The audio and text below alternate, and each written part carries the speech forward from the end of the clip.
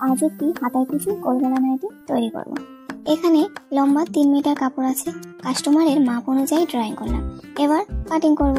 হাতার কুচির জন্য এখানে 2 ইঞ্চি চওড়া কাপড় কেটে নিলাম। গলার পট্টির কাপড়ও কেটে নিয়েছি। চলো এবার সেলাই করে দেখাবো। এখানে আমি নাইটির দুটো পার্ট আলাদা করে নিলাম। উপর থেকে 5 ইঞ্চি ছেড়ে ছোট ছোট কুচি দিয়ে নেব।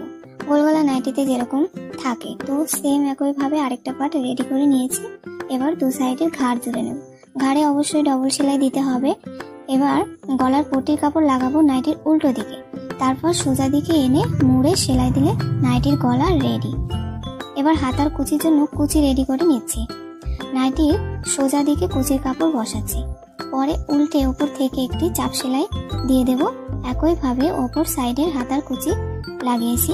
এবার দু সাইডে সেলাই করে নিচের ঘের সেলাই করলে নাইটি পুরো রেডি। দেখো কত সুন্দর হয়েছে, হাতার কুচিগুলো অনেক সুন্দর হয়েছে।